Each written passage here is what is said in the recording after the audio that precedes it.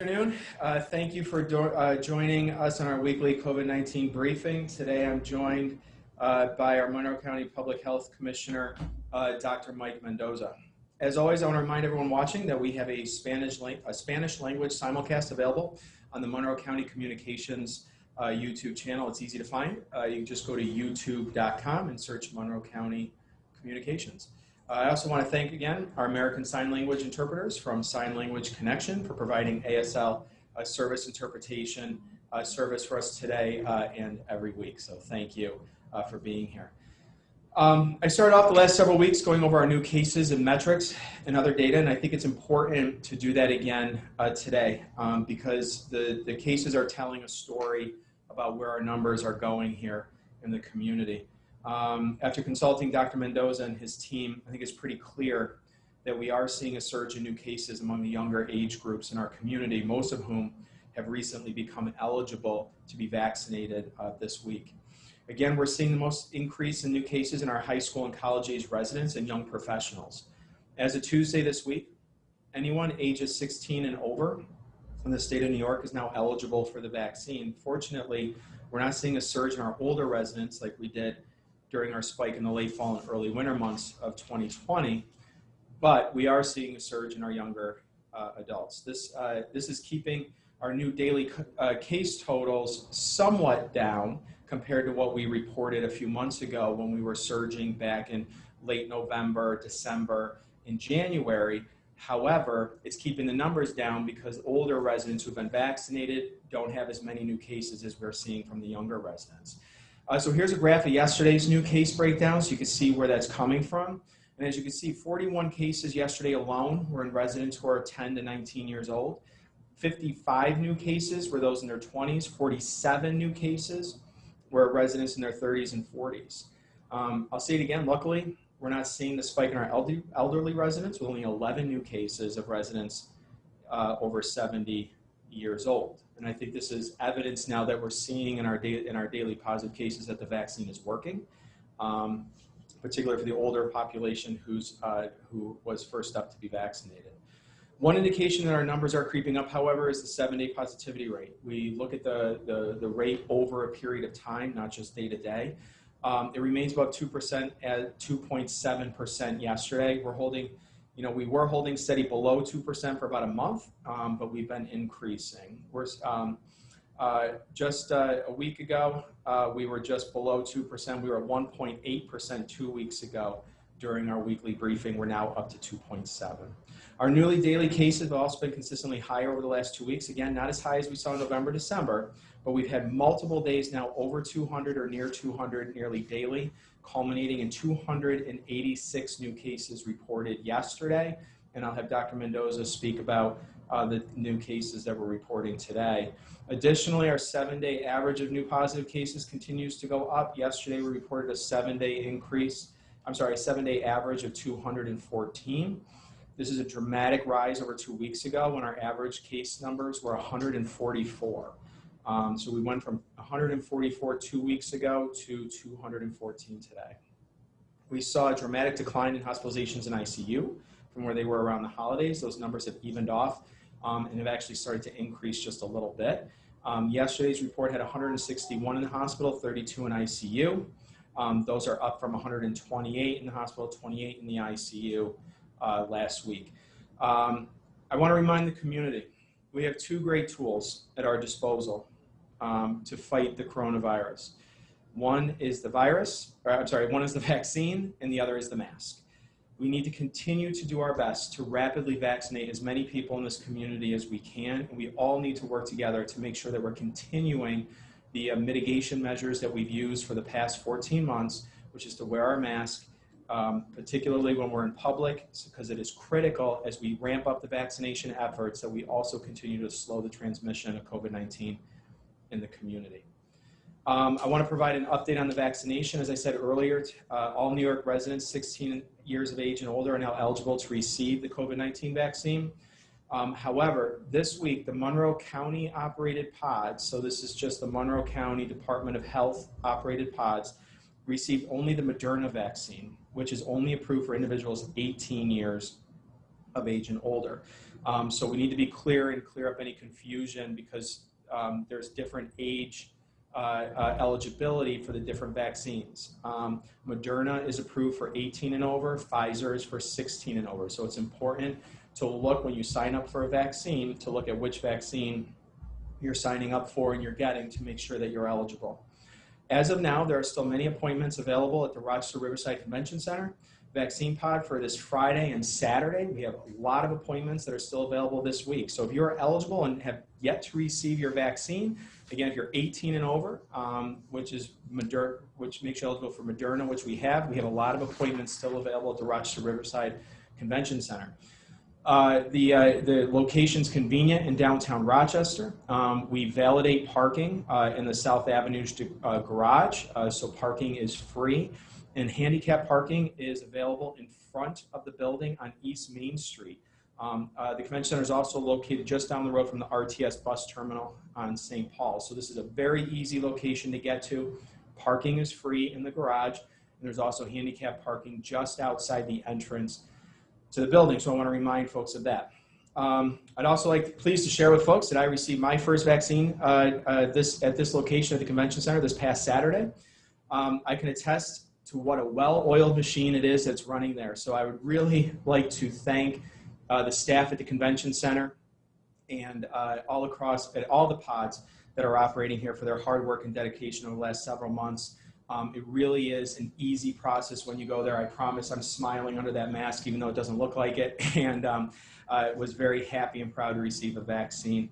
And I would really encourage folks to sign up, go to the convention center. Don't be intimidated by the location. It really is a great and easy process. The staff there is very friendly and helpful, and we'll get you through as quickly as possible. Another great tool to check for a vaccine appointment availability at the other distribution sites is the Finger Lakes Vaccine Hub's Vaccine Finder. It's simple, convenient, and it'll show you where appointments are available in our region. It's available at www.flvaccinehub.com. So it's flvaccinehub.com. At the vaccine finder there, what it'll do is it'll look at all the various vaccine locations and distribution points throughout the county and let you know which ones are still scheduling appointments. And we'll provide phone numbers, websites, and things like that so you can schedule your appointments. So it's a great tool for you to use so you don't have to just randomly call places and look at all different websites. You can go to one spot and see where the appointments are available. Our community-based vaccine clinics that we announced last week in the city of Rochester begin today. It's a great partnership again with the city of Rochester, our local hospital systems, community-based organizations, and faith-based organizations. We have one located in each of the 4 quadrants in the city. Appointments can be made on the Monroe County website, or you can also make appointments at the Monroe County COVID-19 hotline at 753-5555. This is a new service since we spoke last week at our briefing.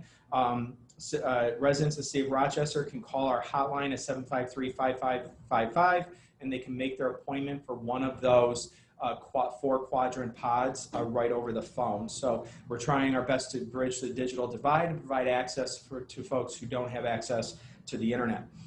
As of today, over 1,000 appointments have been made, 1,017 appointments of the 1,065 that were available. So we have 87% of the appointments at those pods have been booked, which I think is great news. That means demand is there and we're filling those locations, but we still do have a few appointments left, so we can call the hotline and get signed up for those.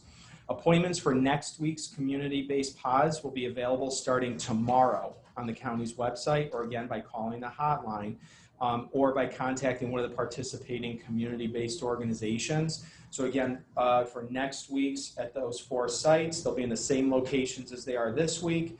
Those will be available on the website starting tomorrow. According to the state vaccine dashboard, 190,406 Monroe County residents have completed their vaccination series as of today. 2 weeks ago, that number was only 115,000. That is a remarkable increase. In addition, 289,000, or 38.9% of Monroe County residents, have received at least their first dose of vaccine. Again, compared to 2 weeks ago, that was 233,000, or just 31.4%. had received at least one dose. So as you can see by those comparisons, our output is increasing week to week, which is very encouraging news as we continue our road to recovery. Before I turn it over to Dr. Mendoza, I just want to make one more point, and I want to make one more plea to young people here in our community.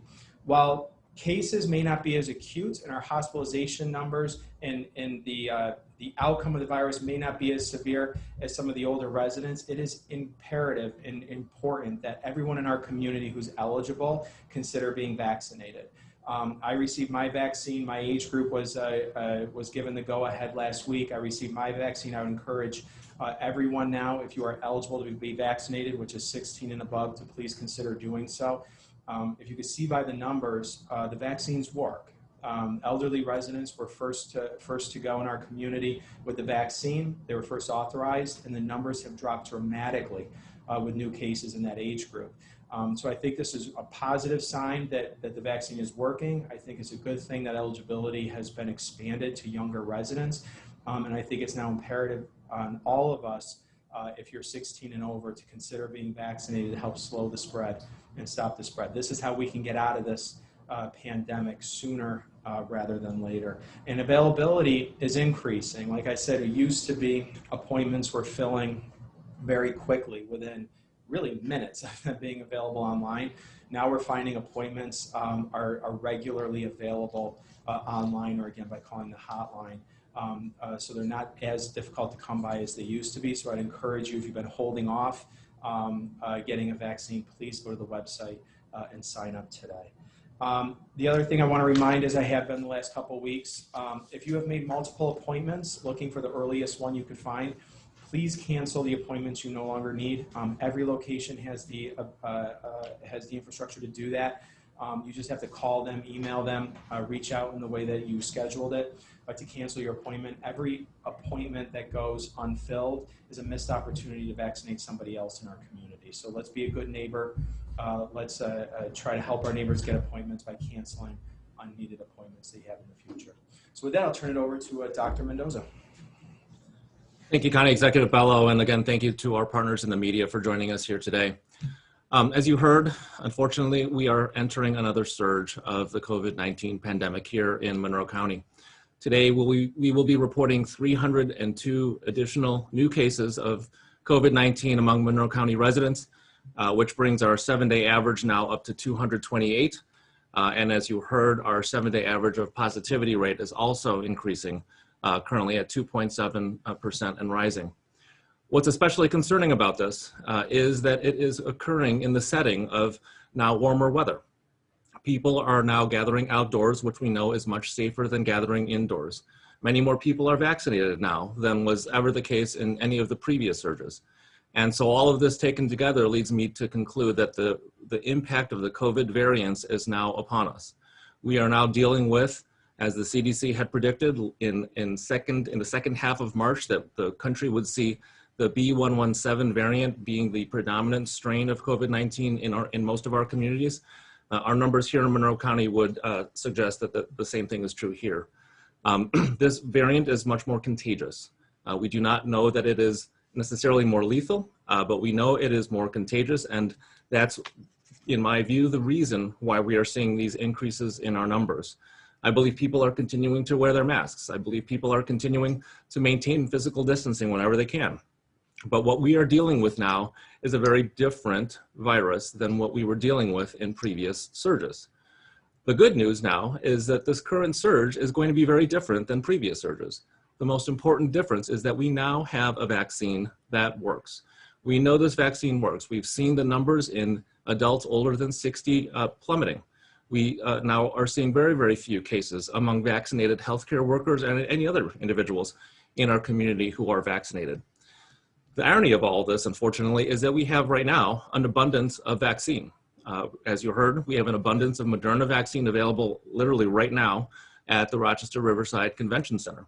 I understand that there is a lot of demand for the Johnson & Johnson vaccine. It is more convenient. It requires only one dose, and I understand that. But unfortunately, as you've heard over the last several weeks, the projected demand for Johnson & Johnson does not look great. So whatever supply of Johnson & Johnson we get here in the county, we will need to prioritize for homebound individuals and other individuals who we need to ensure get at least one dose, or for whom it's much more difficult to get that second dose. So what I would encourage people to consider is that if you got your vaccine today, whether it's Pfizer or Moderna, you would be immunized well in advance of Memorial Day. If you wait for Johnson & Johnson, it's highly unlikely that you will be able to have that same degree of protection, because it's unlikely that you will have the Johnson & Johnson vaccine in time to be immune for Memorial Day. And so as we look ahead to the summer, as we look ahead to a more normal summer, I want to encourage everybody that this vaccine is really our way, our path to normalcy. It is now a race between the vaccines and the variants. And so with that, I want to encourage everybody, get your vaccine as soon as you are able. Anybody 18 and older can go to any site across the community. Those who are 16 and 17 right now, your best option is the Dome Arena, because that's where Pfizer is currently being stocked. We anticipate the Pfizer supply may open up in the coming weeks. But as I said earlier, I don't think the Johnson & Johnson supply will open up very much at all. So with that, I will hand it back over to Steve and Julie to take your questions. Thank you, Dr. Mendoza. Our first question comes from Andrew Freeman with Spectrum.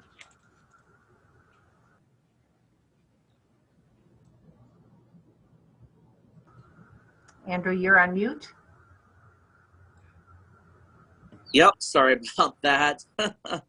Can you guys hear me now?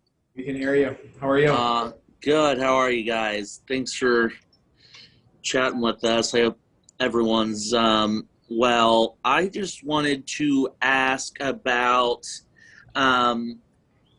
if we're seeing a spike from the holiday weekend. Was Easter a contributor at all? And or are you expecting, I guess, a post-holiday surge? Well, the holiday surge we don't anticipate seeing until probably tomorrow or this weekend. I think what we're still seeing is from previous, earlier in the spring break week, if you will. So we are anticipating an increase in numbers from the spring break spike, a holiday spike. We don't know how much, but we're certainly seeing an increase right now. So we'll be watching the numbers very closely. But I think it's too early to see anything from last weekend still. Are you guys concerned about this coming holiday surge given the already increasing numbers? Yes, absolutely. I've been concerned about this. We're dealing with a different variant of the virus. I don't think people are necessarily behaving any differently, but we're dealing, with a very different virus at this point. The numbers, you really can't explain this level of increase simply on, mask wearing and distancing alone. We're dealing with a different virus. So yes, I am concerned. And if I can ask a follow-up question, when it comes to high school sports or youth sports in general, county just recently made a decision to suspend youth hockey. Could more, if these numbers continue to rise, you've mentioned in that release that high contact sports, y'all were seeing a increase. Could more sports get the plug pulled on them? Nobody wants to have to close down any of these sports. And, we follow the data very closely. I'll share that with the Bill Gray's ice hockey arena, we've now identified 59 cases, known cases from that facility alone. And we know through experience that we're not able to identify every case that's affiliated with a particular facility, either because the individual doesn't recall or doesn't disclose. But that's a significant number of cases. And, when we see that, we really have no choice, but to unfortunately have to close down that activity. What happens with other sports really is in our own hands. If we can find a way to prevent the spread through wearing our masks, through smart ways of keeping things at bay on the sideline or in our homes, then I think we want to keep everything as open as we possibly can. I want to encourage people, if you're playing sports or if you're a coach or an official, if you're sick, please stay home. We're learning of a number of individuals who were playing or officiating when they might not have been sure that they were well. And that sets off what we're seeing now. And when we're dealing with a more contagious variant, that is really a recipe for trouble. We want to make sure that people are wearing their masks as much as they can. If they are playing with the mask, that's great. But certainly when you're in the sidelines or in the dugout, Please wear your masks. We know that outdoor sports are much safer than indoor sports. I think it would be very unusual, and I hope, that we would have to close any of the outdoor sports. But the indoor sports still give us a lot of pause for all of the reasons that we've talked about. So, we want to keep sports open as much as we can. But to remind you, the CDC guidelines, given our current rate of transmission, would not support having in-person extracurriculars or sports. And so the only reason I feel very comfortable with the sports that we have going on right now is our ability to do contact tracing. Contact tracing is the way we contain the transmission of this virus in various activities or in schools or in the community in general. And so I want to thank the public for cooperating with us to the extent that you have, because that is how we will keep things open. That's how we will keep our sports activities active, and hopefully how we get out of this pandemic. Thank you so much. Thank you, Andrew. Next question comes from Andrew Banis with 13 WHAM. Hey guys, how's it going? Good to see you all. See you. Wanted to ask about the efforts to make sure younger individuals who are now eligible for the vaccine are taking this seriously and doing it. Are there efforts to communicate with them that just because your grandparents are vaccinated or your parents, you still have to make sure you do it too, even if you feel like, as many young people do, I'm healthy, I'm safe, I don't need this. Have you felt ramped up efforts to make sure you're doing that? Yeah, absolutely. We've been working with community partners across the county to build this out, this communications plan, and that's a lot of what we're talking about today too, is helping people to understand that, even though I get the sense that there's not the fear that there used to be of COVID, particularly amongst young people. The problem is that until we get to that level of herd immunity, there is still going to be this risk out there, particularly for older residents, people with comorbidities, and number one. And number two, the more that the virus has a chance to spread, the more that it spreads in between people, the greater chances are for variants to evolve. And that's how you get variants, is that the spread continues to take place. And we need to, it's a race really between the vaccine and the variants at this point. And so it's critical for young people to get this vaccine, because young people also, if they get sick, tend to be more asymptomatic and can spread it to older people. So getting the vaccine is critically important. It's also how we get out of this pandemic and be able to start opening things up again. The more that when the cases were going down, we started going through a reopening strategy. The state is really turning that valve that the governor talks about in terms of slowly opening things to make sure it doesn't trip anything. And, we're going through that opening, but in order to keep doing that, we have to keep the case numbers down. If you're going to have youth sports be able to continue, we already saw what happened with youth hockey. If you're going to have sports be able to continue, we have to do it safely, and we have to keep those numbers low for the sake of the entire community. So I really am urging people, if you are 16 and over, talk to your doctor, especially for children. Talk to your pediatrician, talk to your doctor, talk to your primary care physician, find out what's right for you. And if you're eligible, sign up to take the vaccine. I know there was also some hesitancy when it came to the vaccine because people refer to the Hunger Games style of getting an appointment, right? It's, they get posted, they're all gone in 5 minutes. That's really just not the case anymore. You can go online almost any day and find an appointment at one of the providers. So you don't need to be intimidated by that race for the vaccine anymore. Now it really is trying to use each of the vaccines that we get in our region every day within the 7 days, get it into an arm so we get more.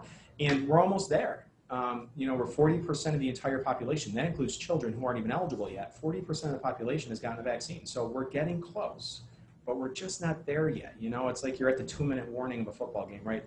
Of the last half. It's like, you don't quit the game then. You have to keep going and get to and finish out the game. And so I think that's where the appropriate analogy is. And so I'd urge everyone, get the vaccine, get to the finish line, and then we can get this behind us. And I'll add that, while we have almost 40% of our population now having gotten their first dose, there's a large number of people, older adults, and particularly those who are homebound, who have yet to get their vaccine. And so the older adult population isn't out of the woods yet. So we want to encourage, particularly if we're going to have visitation, people seeing their loved ones and so forth, our younger generation needs to get that protection so that they can safely visit and not put their loved ones at risk.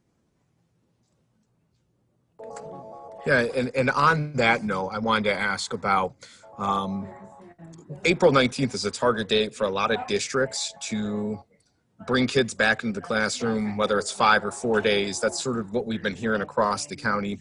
I know Adam and Dr. Mendoza, you guys both wrote a letter to the state asking for them to consider that. We're still waiting to hear from them, but does this change anything about your agreements with the CDC to allow kids back into school on a more full-time basis? Has this changed anything? Well, from the standpoint of the CDC guidance, again, if the state changes their position and we're permitted to use the CDC guidelines locally, I think they're actually pretty broad-reaching and offer us a great deal of flexibility to reevaluate as things change. If you look at the CDC guidelines, there is an option for schools who want to test. I think that is a way to mitigate the risk. We don't necessarily know about how this variant might spread in schools, but if previous history is meaningful, it's unlikely that it will spread quickly. And so if we can test, if we can trace, if we can keep sick people at home, I think there are ways to do this. But again, it all hinges upon getting that green light from the state health department. I agree. Okay, our next question comes from Raquel Stephen from WXXI. Yes, good afternoon, guys. My question is more along the lines of mental health. There's a study that shows there's a link between COVID and mental health, whether it be anxiety or depression. Are we seeing any increase in mental health cases for COVID survivors? And has that been a reason for you, Dr. Mendoza? I know you stressed the importance of mental health services. So has that been a reason for you stressing that? Are we seeing an increase in mental health cases? Mental health has always been a concern, outside of pandemics. But certainly within the pandemic since last year, mental health concerns have gone up. In my practice, among my patients, I can tell you that I've seen a lot more of my patients struggling. And I think that's very representative of all of us as a community. As a community, we're hurting. This is tough. And I want to encourage people to get help. If they have any concerns, please reach out to your healthcare provider. We have to balance, we have to balance all of these concerns. We have so many balls that we're juggling in the air. And that's the biggest challenge of this pandemic, but absolutely mental health concerns are up there. Okay, and do you see a link, because I've seen a link between COVID survivors and mental health. Is there a link, like a medical link that we're seeing here as far as the COVID, getting over COVID and suffering from mental health or depression later on as a long haul effect? Well, I've referred to this pandemic as a type of trauma. And we know that trauma has a way of imprinting itself on our brains and on our mental health. So yes, there are early studies that are now showing this. We obviously don't have any long-term studies looking at the impacts of COVID on mental health, but certainly in the short term, yes, there have been links. Whether the COVID virus has a direct impact on the brain, that is something that is being studied very actively. We know that the COVID vaccine and COVID infection can cause blood clots, can cause a whole host of other pulmonary issues and cardiac issues, and really every system in the body can be affected by COVID-19. And so this is something of active of research, but I absolutely think that we're going to see the impacts of this pandemic for many, many years to come. Thanks, Raquel. Jennifer Lukey from WHEC, you're up next. Hello, good afternoon. Dr. Mendoza, I'm wondering if you could give us some perspective on the hospitalization numbers right now. We see that older folks aren't getting COVID as much as they were, likely because of the vaccine. And I think that perhaps there has been this messaging that if younger folks get it, it's not as bad. So what is the breakdown? What are we seeing hospitalization-wise when it comes to younger folks getting this virus? Well, the hospitalization, the average age is lower than it used to be. Those who are getting ill and being hospitalized are generally people who are not vaccinated. And so there are a whole host of people who are in their 40s and 50s who have other chronic medical conditions that when combined with COVID-19 infection puts them at a place where they'll need to be hospitalized. So I think we need to keep making sure that people understand that younger individuals need to get vaccinated, younger being anybody 60 and younger should get vaccinated, because even if you don't have a medical concern, for a lot of these people, previously healthy adults can get COVID-19 and suffer some very bad consequences. And so, thankfully that's not that common, but unfortunately for those for whom it applies, it's very, very real. So, we're a long way from herd immunity. And I think we want to make sure that everybody who can get vaccinated gets that protection, because we know, particularly around, these new variants, that the vaccine definitely works. And I'm trying to decide. I have two more questions, but I got to pick which one's better.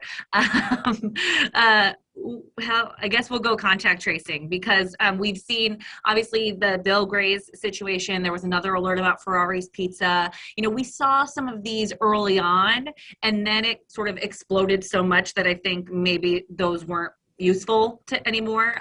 So are we sort of back to a point where this contact tracing, people should be kind of on alert for where they've been and what they've been doing?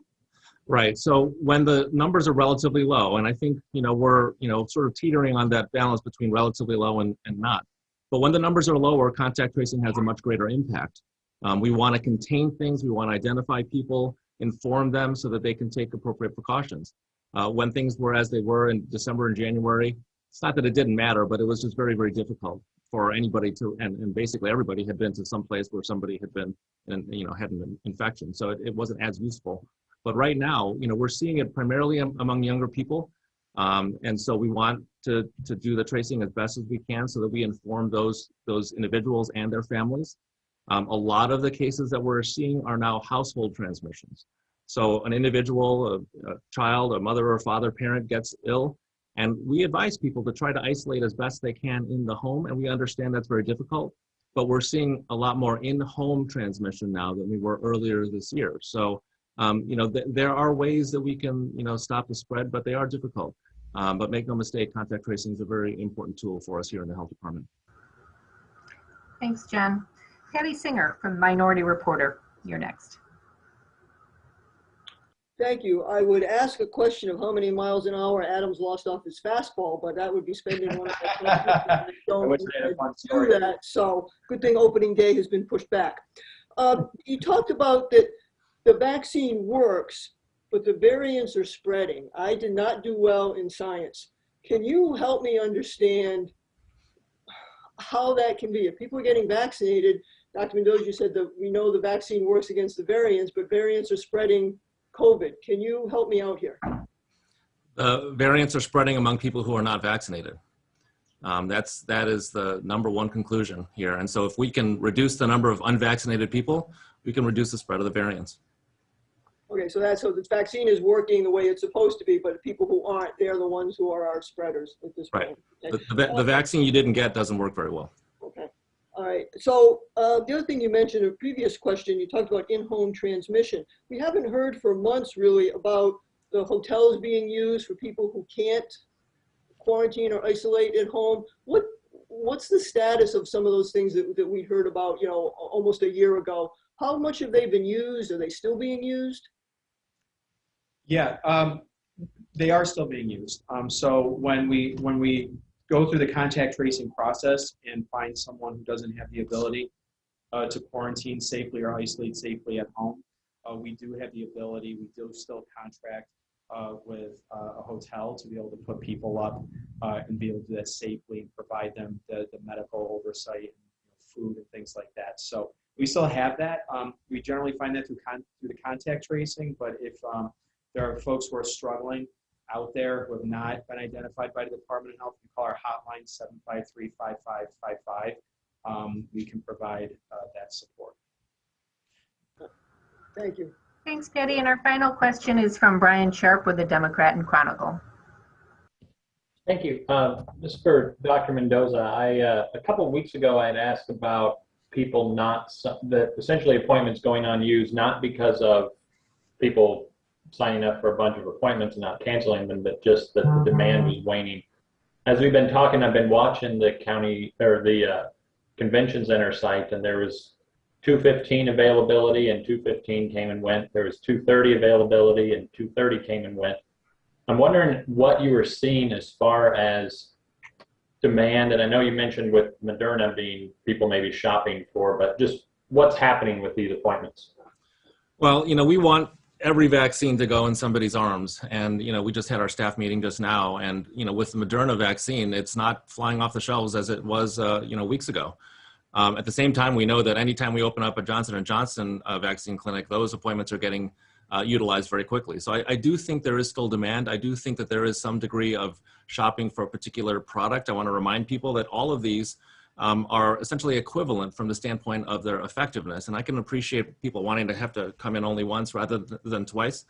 But I just want to remind everybody that you may not have the option to get the Johnson & Johnson anytime soon. So I would encourage people to take what's available now so that they can get to that new level of normal by being immunized sooner. But we are looking at more creative ways to reach our community. And so we're allocating vaccine to primary care offices so that we can have them sort of help be our spokespeople and have those conversations in the offices. We're allocating to pharmacies. We're working with our pods in the community. We have no illusion that everybody wants to come to the convention center. So we're looking at other ways to do this, potentially considering having walk-in availability at various sites. And so, these are things that we're considering because we know that as this vaccination program goes on, what worked in March or in February is not necessarily going to work in April or May or June, because the people who are left to vaccinate aren't necessarily going to have the same level of awareness or understanding or hesitancy as people earlier on. So, this is a constant iterative process where we have to make sure that we understand, who we're reaching out to and make sure that we're listening to our community. Just if I can clarify on that one, we're using all of our vaccine though, right? Nothing's going unused. We are using all of our vaccine. It is a different challenge every week, trying to ensure that it's going into the right going into arms. But that is my goal. I want to use every vaccine because when we can use every vaccine, we can ensure ongoing supply from the state. For those counties who are not able to use all of their vaccine, and there are some counties around the state who have not been able to, they've seen their vaccine supply dwindle because they haven't demonstrated that they're able, for whatever reason, to get all that vaccine into people's arms. And so I do not want to be in that situation. So we're working very, very hard across the community partnerships, trying to reach out to the homebound people, individuals, a lot of partnerships to get out into the community to get every vaccine into somebody's arm. And I was wondering on the Excelsior Pass, I know there's been some issue with data sharing between the state and county, I think in some respects, but I've heard that folks who got vaccinated at county sites, they go on to do the Excelsior Pass and it has no record of them. Do you know anything about that or how that's being worked out? Yeah, so there are some technical glitches that are still being worked out between how the NICE system interacts with the Excelsior Pass database. The hospital-based vaccinations, I understand, have been appearing in the Excelsior Pass app, but we're still looking into, this is a problem that we're seeing across the state between local health departments and the state database. So this is something that they're working on. Okay. Thank you. And I think I'll just add something too to that last question, or to the second to last question there, Brian, too.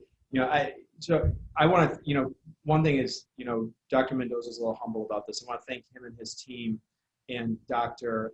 Bennett and the hub, because this really, and the team at the convention center, all that kind of stuff, this is really a day-to-day, hour-to-hour strategy that we have, that we employ, that involves a lot of collaboration. Because you're right, if you have an appointment available at 2:15 and then 2:15 comes and goes and it's 2:30, what happens is that vaccine that was allocated for that time slot then gets reallocated either to a future time slot or it gets reallocated to another community partner. We find a way to get it out the door so it doesn't go unused. That's why our allocation continues to go up every week, because the state is still using a use it or lose it approach. So you have to use it within so many days, or they start to cut back because you haven't demonstrated that you could use it. So that's why earlier on we tried to set a goal here that I keep talking about making sure that the distribution network exceeds the supply. And we still are there. We have a distribution network that exceeds the supply. So we can continue to reallocate if we need to, create more appointments at later dates. One thing we're noticing is that people are filling up the Saturday and Sunday appointments a lot faster than we're filling up weekday appointments. So we're gonna try to adjust that, particularly now we're getting into younger ages where people are more working, you're running those situations. So we can continue to adjust that and use our community partners to get the vaccine in arms. But I can assure the community the vaccine is being used, and you can tell that it's being used because the numbers are going up and up and up. But it's not easy. So, and I don't want to undersell the incredible amount of work or undervalue the incredible amount of work that Dr. Mendoza and his team, Dr. Nana Bennett and her team, the hub, everybody across the board, the hospital systems. It literally is an hour-to-hour situation to reallocate to stay on top of this, to make sure we get as many vaccine arms as possible. It's a Herculean effort that's going on right now. It's all behind the scenes, so you don't see a lot of it, but it's Herculean. Trust me. So, we good? All right. All right, thank you, everybody. Thank you, everybody. All right, have a good one. Thanks all. County executive, inquiring minds want to know, are you okay?